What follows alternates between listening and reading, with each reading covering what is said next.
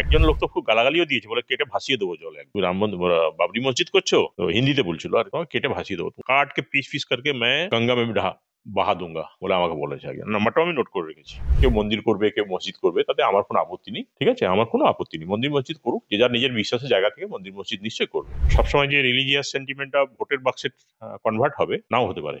এটা আমাদের কোরআন শরীফে লেখা আছে, পবিত্র কোরআনে আছে, যে দেশ এখানে থাকবে সেই দেশকে ভালোবাসো, সেই দেশের কালচারকে ভালোবাসো, সেই দেশের সহনশীলতা ডেভেলপ করো। এগুলো তো আছে, কোরআনেই আছে এগুলো। ভরতপুরের বিধায়ক হুমায়ুন কবির যে বাবরি মসজিদ করছেন সেটাকে সমর্থন করছেন? মুখ্যমন্ত্রী মমতা বন্দ্যোপাধ্যায় কিছুদিন আগে সরকারি টাকায় জগন্নাথ মন্দির করলেন দীঘাতে, তারপরে উনি ঘোষণা করলেন যে নিউ টাউনে দুর্গাঙ্গন হবে, তিনি শিলিগুড়িতে ঘোষণা করলেন মহাকাল মন্দির হবে। তার সঙ্গে সঙ্গে হুমায়ুন কবিরের এই বাবরি মসজিদ, যে মসজিদ মন্দিরের রাজনীতি এই পশ্চিমবঙ্গে আগে ছিল, এই হঠাৎ করে এই আসলো কেন? কিন্তু আমরা দেখলাম যে গুতাপট অনুষ্ঠানে একজন মুসলিম প্যাটিস বিক্রেতা, তাকে সে জানতো না যে গীতাপাঠ অনুষ্ঠানে নিরামিষ আমিষ খেতে নেই, কিন্তু সে ওই চিকেনওয়ালা প্যাটিস বিক্রি করার অপরাধে তাকে রীতিমতো মারধর করা হয়, তার প্যাটিসের বাক্স ফেলে দেওয়া হয়, ভাঙচুর করা হয়। এই কলকাতার মতো জায়গায় পশ্চিমবঙ্গে এই ঘটনা ঘটবে?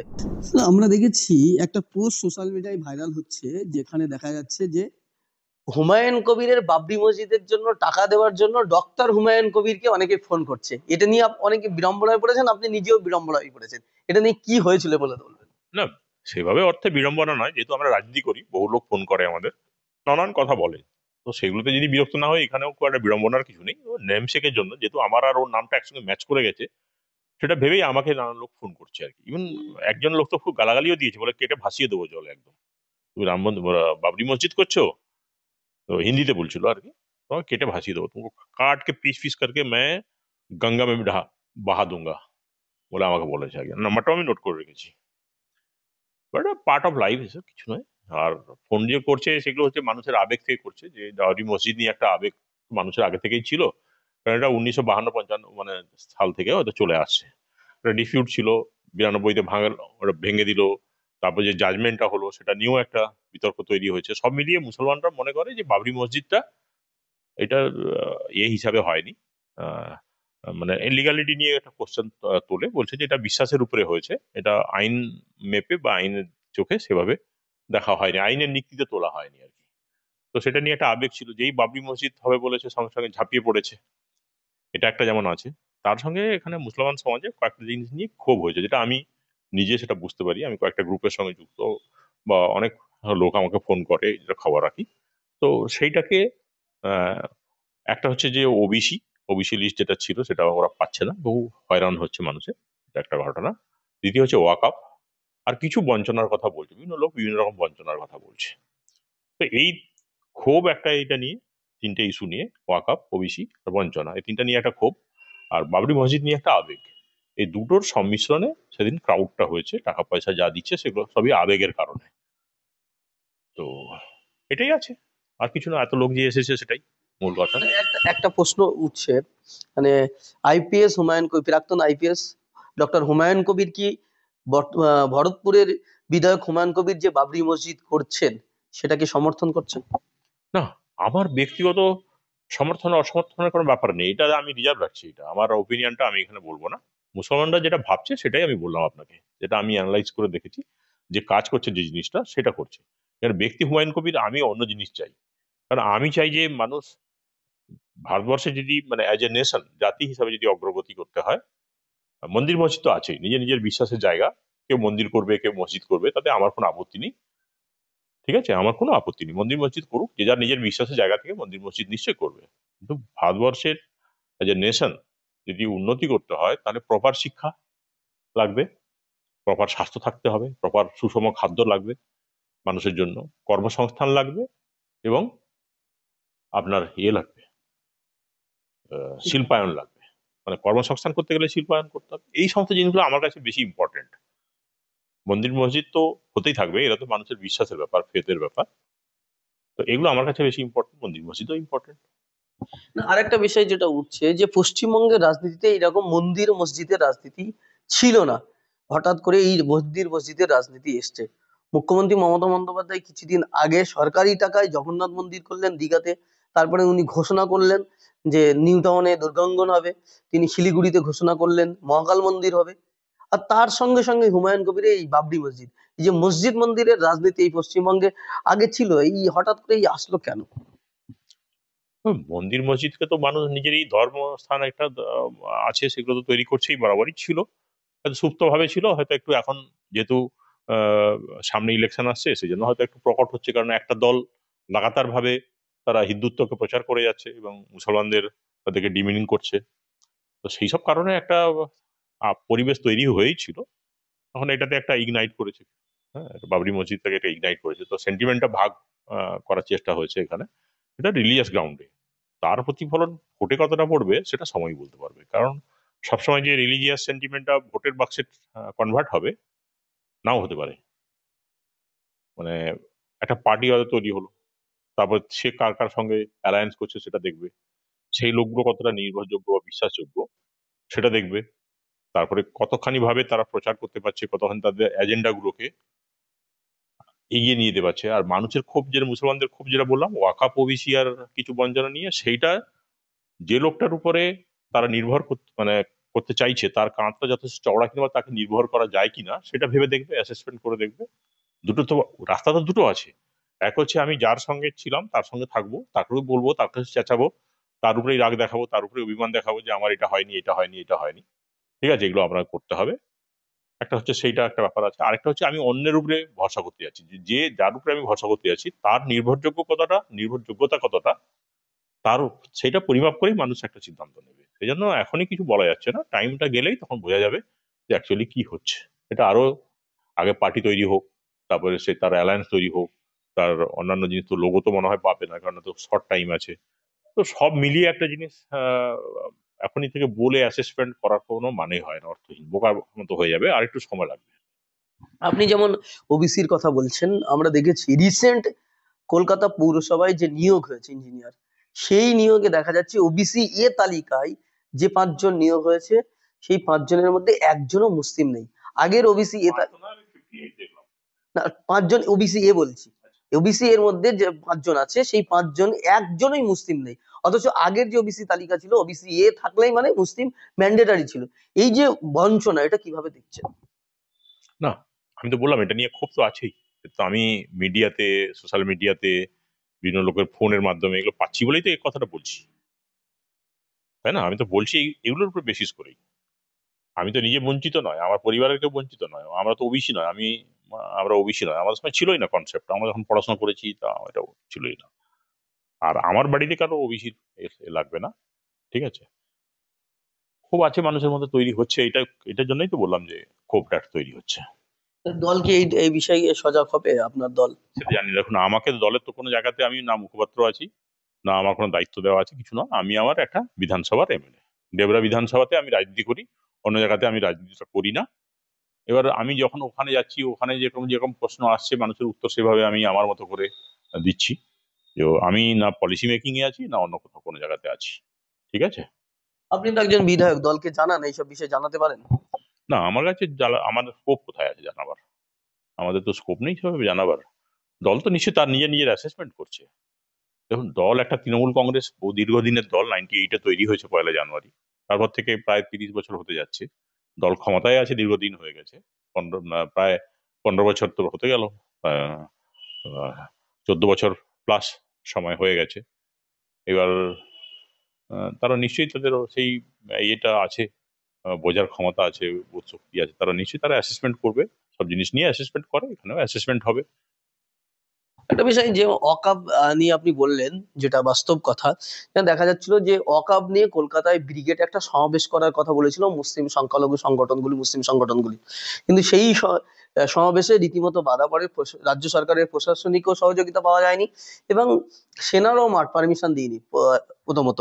তো সেই জায়গায় দাঁড়িয়ে আমরা দেখলাম গত 2 দিন আগে, 3 দিন আগে কলকাতার সেই ব্রিগেড মাঠে গীতা পাঠ অনুষ্ঠান হলো। এখানে সেই সেই জায়গা থেকে সংখ্যালঘু মুসলিম সমাজরা প্রশ্ন করছেন যে গীতা পাঠ অনুষ্ঠান যদি ব্রিগেড মাঠে হতে পারে, কিন্তু ওয়াকফ নিয়ে আন্দোলনে কেন সরকারের বাধা থাকবে? দেখুন, গীতা পাঠটা হচ্ছে একটা স্যাক্রেড থিং, ঠিক আছে।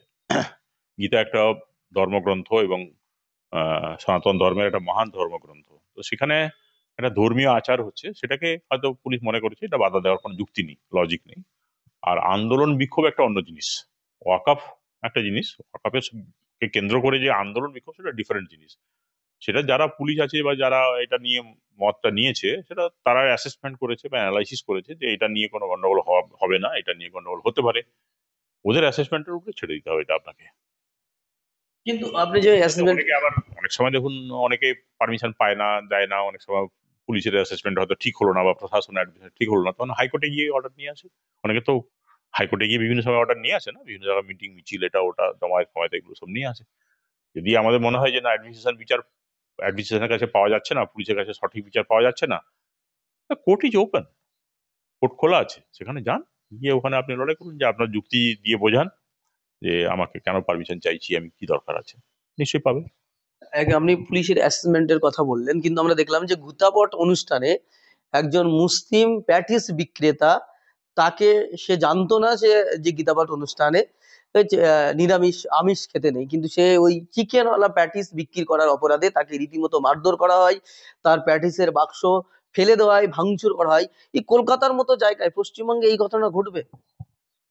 দেখুন, এটা একটা স্ট্রে ইনসিডেন্ট, যে মেরেছে বা যা করেছে, এখন এর ইগনোরেন্সটাও একটা জিনিস আছে, যে গীতা পাঠের অনুষ্ঠানে খাওয়া তো আমিও জানি না।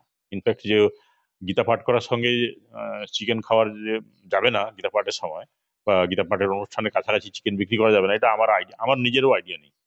মানে সে বিক্রি করতে গেছে, তাকে মেরেছে, এই করেছে, তার যে মেরেছে সেটা একটা ইন্ডিভিজুয়াল পার্সন, বা দু তিনজন চারজন মিলে হয়তো মেরেছে, সব জমায়েত হয়তো মারেন, তো মরে যেত।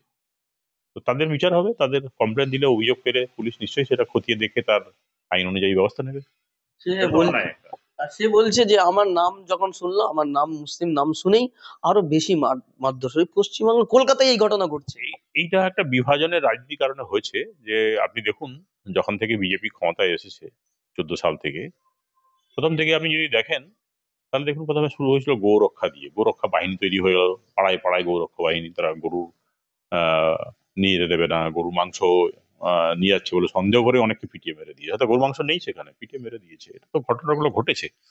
তারপরে সরকারি ভাবে লাভ জিহাদ আইন এনেছে, অনেকে লাভ জিহাদ হচ্ছে। এখন মানুষ মানুষকে ভালোবাসবে, কে কাকে ভালোবাসবে, সেখানে জাতি ধর্ম থেকে এগিয়ে হচ্ছে তার ভালোবাসা, তার অনুভূতিটা আলাদা। এখন সেইটা লাভ জিহাদ শুরু হলো। তারপরে দেখুন 370 ধারা যেটা আছে অ্যাব্রোগেশন করেছে, এটাও অনেক মুসলিমরা মনে করে যে এটাকে অ্যাব্রোগেশন করেছে, এটা মুসলিমদের টাইট দেওয়ার জন্য এরকম একটা হয়েছে, এটাও মুসলিমরা নিজেদের মধ্যে নিয়েছে। তারপরে ট্রিপল তালাক এলো, তারপরে সিএ এলো, এনআরসি এলো, তারপর ওয়াকআপ এলো। তো একের পর এক যে প্রোগ্রামগুলো করে যাচ্ছে সেন্ট্রাল গভর্নমেন্ট, বিজেপি সরকার, তো তার বিরুদ্ধে মানুষ একটা ক্ষোভ তৈরি হয়েছে সবার অঞ্চল দিয়ে। তো এই ধর্মীয় বিভাজনটা এখানে তারা তারা বেনিফিট, কিন্তু ক্ষোভ তৈরি হচ্ছে মুসলমানদের মধ্যে, কিন্তু অ্যাট দ্য সেম টাইম তারা কিন্তু এটা থেকে ফায়দা পেয়েছে, বেনিফিটেড হয়েছে। বিজেপি দলটা বেনিফিটেড হয়েছে, আজকে তারা অনেকগুলো রাজ্য, প্রায় 20টা 21টা রাজ্যে তারা ক্ষমতায় রয়েছে। তো এগুলো করেই তো সম্ভব হয়েছে। তারা দেখেছে যে এইটা যদি আমাকে ডিভিডেন্ড দেয়, তাহলে হোয়াই নট ইন বেঙ্গল, তারা হয়তো ভাবছে। এখানেও দেখলাম যে হিন্দুত্বের রাজনীতি বা হিন্দুত্বের যে কড়া ডাচের কথাবার্তা, মুসলমানদের ছোট করা, বা তাদের আহ, ইয়ে করা, যে মানতেই চায় না যে তারা আমাদের আহ, দেশের নাগরিক, বা হয়তো বলবে যে সনাতনী মুসলিম, সনাতনী মুসলিম তো কিছু হয় না। আর রাষ্ট্রবাদী মুসলিম, রাষ্ট্রবাদী মুসলিম কি, আমরা সবাই রাষ্ট্রবাদী। মুসলমান কি রাষ্ট্রবিদ্রোহী নাকি, রাষ্ট্রদ্রোহী নাকি? সব মুসলিমই রাষ্ট্রবাদী। যারা ভারতীয় মুসলমান তারা সবাই রাষ্ট্র আহ, আহ, ইয়ে হচ্ছে কি আপনার রাষ্ট্রপ্রেমী মুসলিম বা রাষ্ট্রবাদী মুসলিম, যাই বলুন আর কি আপনি। আমরা প্রত্যেকে নিজের দেশকে ভালোবাসি। এটা আমাদের কোরআন শরীফে লেখা আছে, পবিত্র কোরআনে আছে, যে দেশ এখানে থাকবে সেই দেশকে ভালোবাসো, সেই দেশের কালচারকে ভালোবাসো, সেই দেশের সহনশীলতা ডেভেলপ করো। এগুলো তো আছে, কোরআনেই আছে, এগুলো আমাদের ধর্মগ্রন্থেই এটা আছে। মুসলমানরা তাই এখানে, কিন্তু তাদেরকে যদি আলাদা করে সারাক্ষণ যদি তাদেরকে এ করে একটা ইয়ে করে ডিসোসিয়েট করার চেষ্টা করে মূল স্রোত থেকে, তাদেরকে যদি টার্গেট করা হয়, তাদেরকে ট্রোল করা হয় সব জায়গাতে, তাহলে যার ফলে এটা হচ্ছে। তাতে একটা পার্টি নিশ্চয়ই বেনিফিট হবে তারা মনে করছে, কারণ এটা করেই তো অন্য জায়গাতে ক্ষমতায় রয়েছে। আজকে তো আপনি বলতে পারবেন না যে বিজেপি বিরাট ভালো কিছু কাজ করেছে।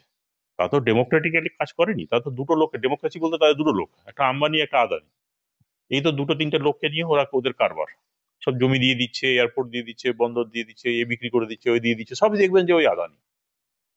তো তাদের মধ্যে তো ডেমোক্রেসি তো নেই।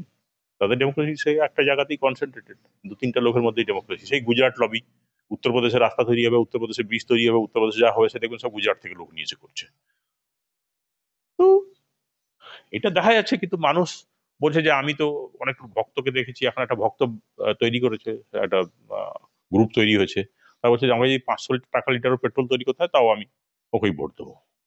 আর মানুষের যে আবেগ, সেটাও একটা আবেগ।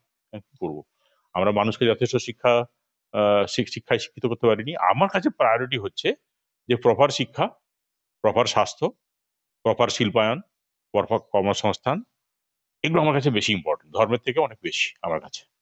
কারণ একটা দেশের অগ্রগতি শিক্ষার উপরে, তার শিল্পায়নের উপরে, তার সুস্বাস্থ্যের উপরে, তার বাসস্থান কেমন হবে, তার কর্মসংস্থান কেমন হবে, এগুলোর উপর ডিপেন্ড করছে।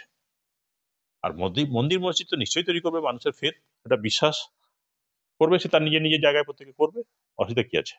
আমরা একটা জিনিস দেখেছি যে কিছুদিন আগে আহ আপনার ভরতপুরের বিধায়ক হুমায়ুন কবিরকে সাসপেন্ড করেছেন এবং ফিরহাদ হাকিম তিনি দায়িত্ব নিয়ে সেখানে প্রেস কনফারেন্স করে সাসপেন্ড করেছেন। আর এক ডক্টর হুমায়ুন কবির যিনি দেবরার বিধায়ক, তিনি তার দলকে গঠনমূলক সমালোচনা করা প্রয়োজন, দলের হয়ে ডিপেন্ড করেন, কিন্তু সেই হুমায়ুন কবির যেন কোথাও না কোথাও ব্যর্থ হচ্ছে। তার মন্ত্রিত্ব পদ চলে গেল, তার সিকিউরিটি চলে গেল। এই হুমায়ুন কবির কি সমস্যা, কেন হুমায়ুন কবিরদেরকে দল ব্যর্থ করছে? দেখুন, এই যে মন্ত্রিত্ব যাওয়ার ব্যাপারটা বলছেন, এটা হচ্ছে চিফ মিনিস্টারের প্রেরোগেটিভ, তার উপরে ডিপেন্ড করছে। তার এটা তিনি ঠিক মনে করেছেন, যেটা ঠিক মনে করেছেন সেটা করেছেন। পার্টি আমাকে যতটা দায়িত্ব দিয়েছে সেটা করছি। আমি তো আজকে বিধায়ক আছি, পার্টি যদি কোনো দলীয় পদের দায়িত্ব দেয় কোনো ভবিষ্যতে, বা এখন যদি দেয় বা যখনই দিক, তখন আমি তখন করবো। এখন যতটা দায়িত্ব দিচ্ছে সেটাই কাজ করে যাচ্ছি, সেটাই করে যাচ্ছি আমি। কিন্তু আপনি যে বললেন যে আপনার সুবিধা অসুবিধার কথা পার্টিকে জানাতে পারেন না, সেই স্কোপটা নেই, তাহলে আপনি জনগণের যে সমস্যাটা কি সমাধান করবেন যদি সরকারকে আপনি পার্টিকে? সেগুলো যে জনগণের তো মূল্য, আমি বিধায়করা মূলত হচ্ছে উন্নয়নের দিকটা দেখে, ঠিক আছে? আমি এখন শুধু বিধায়ক পদে আছি, তো আমি উন্নয়নের দিকটা দেখছি। সেগুলো তো আমি পার্টিকে নয়, আমি ডিপার্টমেন্টকে জানাচ্ছি, সেই বিভাগের মন্ত্রীকে জানাচ্ছি, সেই দপ্তরের মন্ত্রীদের চিঠি লিখি। তাই চিঠি লিখি যে আমার এখানে একটা ব্রিজ লাগবে, এখানে রাস্তা লাগবে, এখানে দুধের প্রকল্প লাগবে, এখানে একটা বাস স্ট্যান্ড লাগবে, এখানে একটা ফায়ার স্টেশন লাগবে। এগুলো তো আমি জানতেই থাকি।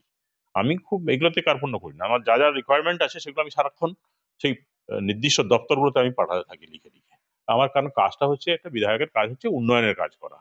তো আমি এরকম অনেকটা উন্নয়ন করেছি, অনেকগুলো পারিনি করতে, চেষ্টা করে যাচ্ছি। এখনো টাইম আছে, যদি কিছু করা যায় আরো। সেই সব চেষ্টাটা আমার সবসময় আছে। মানুষ, আমার এলাকায় মানুষও বলতে পারবে না যে হ্যাঁ আমি চেষ্টা করছি না, চেষ্টা করছি, ওরা সবাই জানে। আর আমি মানুষের সঙ্গে কানেক্টেড, আমি প্রত্যেকটা পাড়ায় পাড়ায় যাই, বসি, গল্প করি, আড্ডা দিই, ওদের সঙ্গে চা খাই, চপ খাওয়াই, মুড়ি খাই, ওদের সঙ্গে বসে বসে, সব জায়গাতে আছে, এটা সবাই জানে আমার। তো তাদের দুঃখ কষ্ট বা অন্যান্য যা তাদের যে এগুলো আছে, রিকোয়ারমেন্ট আছে, সেগুলো আমি জানি। আজকে সেগুলো আমরা দেখলাম বসিরহাটের একজন অধ্যাপক তিনি সোশ্যাল মিডিয়ায় পোস্ট করেছেন যে বসিরহাটের সফল এসডিপিও এবং ন্যায়পরায়ণ এসডিপিও ছিলেন ডক্টর হুমায়ুন কবির। আজকে তিনি একজন মন্ত্রী হবার যোগ্য, ক্যাবিনেটে যাবার যোগ্য, কিন্তু তিনি আজকে যেন শাসক দলের কাছে ব্যর্থ হচ্ছেন, শুধুমাত্র মুসলিমদের বঞ্চনা করছে তৃণমূল। এইটা তো আমি বলতে পারবো না, না আমার উপরে তো নির্ভর করছে না কিছুই। উনি লিখেছেন তার আবেগ থেকে, তার ভালোবাসা থেকে, তাকে আমি ধন্যবাদ জানাই। কারণ বসিরহাটে আমি 97-এর 31 ডিসেম্বর ওখান থেকে বেরিয়ে যাই। ওখান থেকে বেরিয়ে আমি এসডিপিও ব্যারাকপুর হিসাবে চলে যাই। তো আজকে 97, আর আজকে হচ্ছে 25, শেষ হতে যাচ্ছে। তার মানে পুরো 28 বছর, 28 বছর হয়ে গেছে আমি বসিরহাট থেকে চলে এসেছি। আমার এসডিপিও যে বিরাট অনেকদিন ছিলাম তাও নয়। আমি 96-এর 23শে সেপ্টেম্বর ওখানে জয়েন করি, 96, 23শে সেপ্টেম্বর ওখানে জয়েন করেছিলাম। মাত্র 15 মাস আমি এসডিপিও ছিলাম। তো ওখানে আমি দেখেছি প্রচুর সেই সময় ডাকাতি হতো, ছিনতাই হতো, প্রচুর স্মাগলিং হতো, প্রচুর আইন শৃঙ্খলা জনিত সমস্যা ছিল, সাম্প্রদায়িক কিছুটা ঝামেলা ছিল। আমি সবগুলোকেই অ্যাড্রেস করেছি, প্রচুর দিন রাত পরিশ্রম করতাম, তখন বয়স কম ছিল, খেটেছি প্রচুর। তো সেই থেকে আমাকে ওরা ওখানে কবির খান বলতো। তো সেই কবির খান নামে আমি এখন পরিচিত, এখনো পরিচিত আছি। যে যে প্রজন্ম, একটা প্রজন্ম চলে এসেছে নতুন। কারণ 28 বছর মানে বুঝতে পেরেছেন, সে তার জন্ম হয়তো খুব ছোট ছোট ছিল, বা তার আমার চলে আসার পরই জন্মেছে, তারাও কিন্তু হুমায়ুন কবির নামটা জানে। তারা জানে যে এরকম একটা এসডিপিও ছিল। তো সেটা আমার সাকসেস বলতে পারেন, মানুষের ভালোবাসাটা পেয়েছি, তো এমনি তো পাইনি। বহু লোক ওখানে এসডিপিও হয়েছে। বসিরহাটের এসডিপিও দেখবেন তালিকা, বিরাট তালিকা আছে, লম্বা তালিকা, কিন্তু তারা আমাকে মনে রেখেছে কেন?